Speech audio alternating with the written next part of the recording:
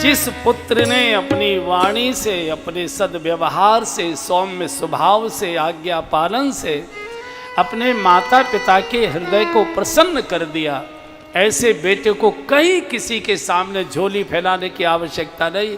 आशीर्वाद दीजिए, आशीर्वाद दीजिए, आशीर्वाद।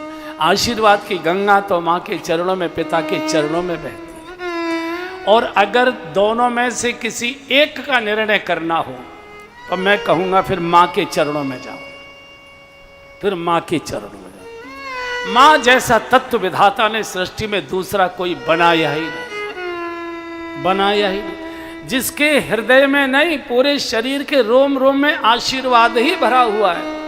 बेटा कितना भी फटकारे दुत्कारे तो भी उसको आशीर्वाद देती है। बेटा दूध हो नहाओ, पूतो फलो, हम तो चलो जैसे तैसे बुढ़ापा पूरा कर लेंगे, तुम सुखी रहो, तुम आनंद से। और जो पुत्र अपने बच्चे और पत्नी के सामने अपनी बूढ़ी माँ को आंख निकाल कर देखता है, आंख निकाल कर फटकारता है, तमतमाता चेहरा करके फटकारता है, तुम क्यों खड़ी हो, तुम क्या कर रही हो, तुम क्यों आई हो, इधर मत आया कर, अपना काम किया कर। उस समय माँ कुछ बोलती तो नहीं है, लेकिन माँ को प्रसव का दर्द याद आने लगता है। शास्त्र में लिखित है, 1000 जहरीले बिच्छू एक साथ डंक मारें, उनकी जितनी पीड़ा होती होगी वो पीड़ा माँ को बच्चे को जन्म देते समय होती है। प्रसव पीड़ा सबसे भयानक होती है, लेकिन माँ इस प्रसव पीड़ा को बहुत आनंद से, प्रसन्नता से सहन कर लेती है, क्योंकि उसको भरोसा होता है कि मेरी गोद भरेगी, लल्ला गोद में आएगा, बालक गोद में आएगा। और वही बालक बड़ा होकर जब माँ को आंख निकालता है, तरेरता है, मुंह बिगाड़ कर तमतमाते चेहरे से फटकारता है, एक शब्द बोलती तो नहीं है। वो दिन याद आ जाते हैं, कैसे गोद में लिए लिए कभी इस मंदिर, कभी उस मंदिर के, कभी इस साधु के यहाँ, कभी इस साधु के यहाँ, कभी इस जगह, कभी उस जगह, इतने टोटका, इतना ये रात रात भर गोद में लिए बैठी रहती थी।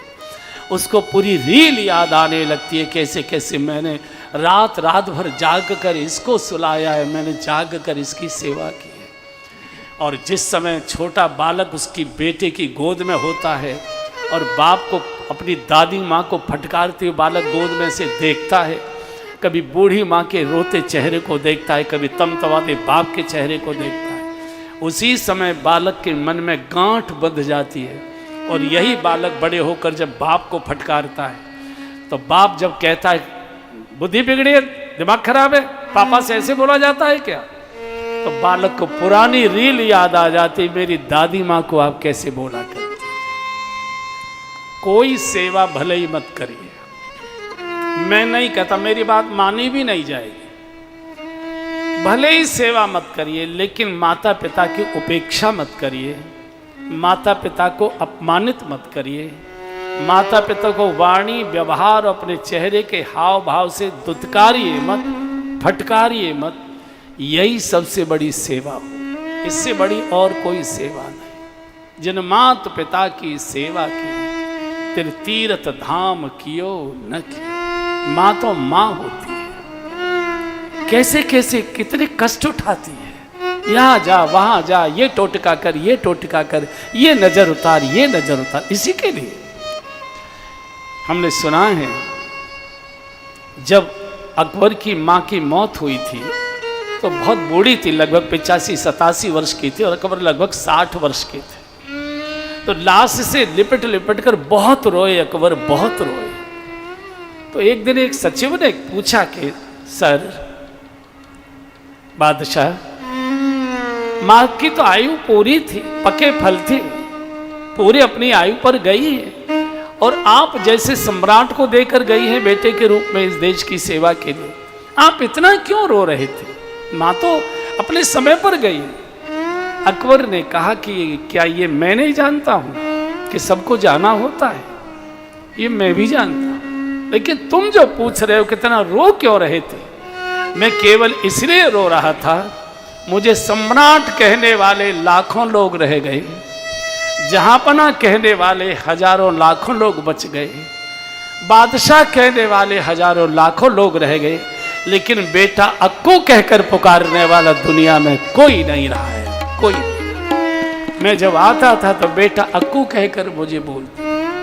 आपने देखा होगा सारा घर भोजन कर लेता है, बूढ़ी माँ दरवाजे की ओर देखती रहती है, भैया नहीं आया, मुन्ना नहीं आया, लल्ला नहीं आया। घर के लोग कहते हैं वो कभी समय से आया है जो आज आ जाएगा, कब तक बैठी रहोगे, भोजन ठंडा हो रहा है। बोले तुम कर लो, तुम भोजन।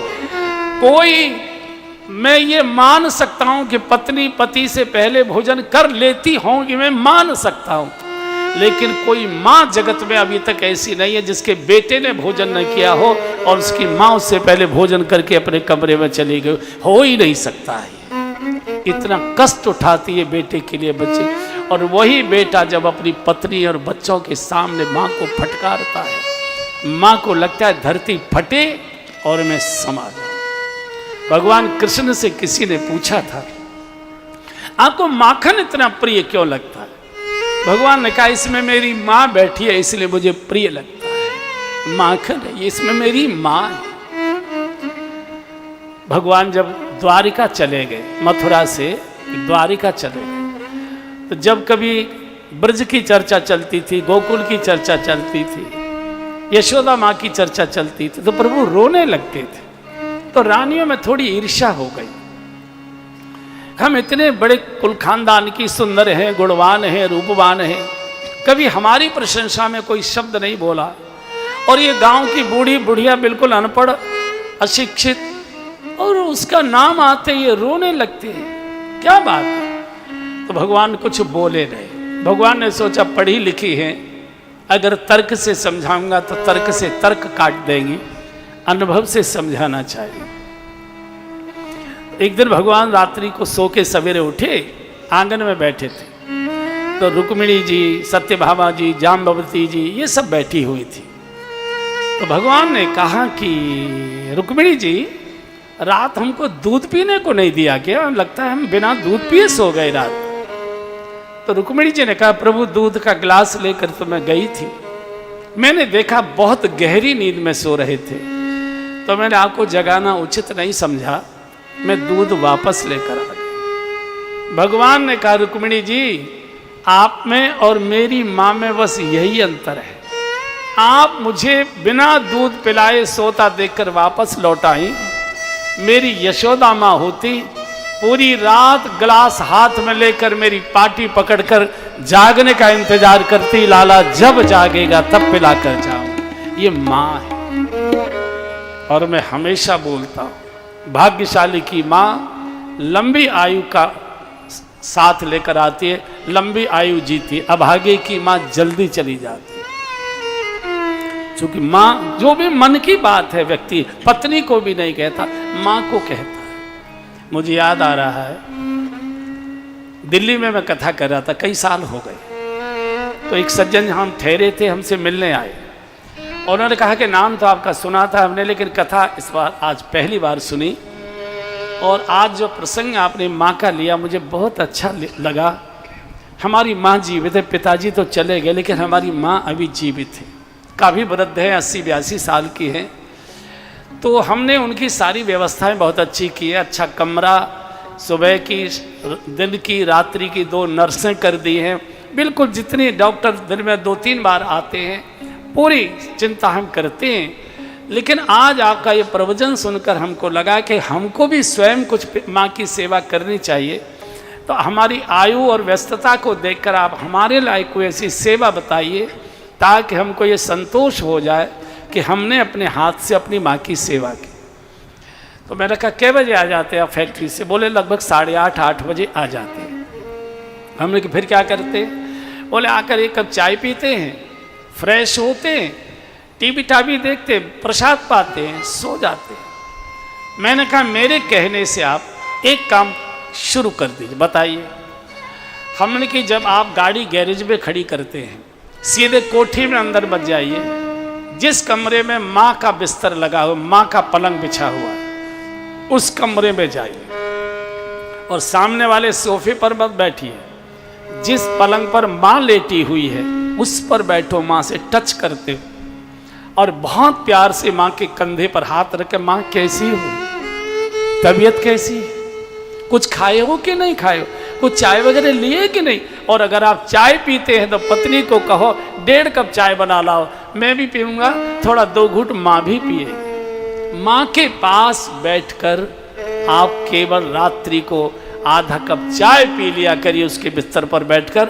माँ की तबीयत बिना दवाई के ठीक होना शुरू हो जाएगी, कुछ करने की जरूरत नहीं। माँ को सबसे बड़ी पीड़ा तब होती है जब उसको लगता है मेरा बेटा अब मेरा नहीं रहा, किसी और का हो।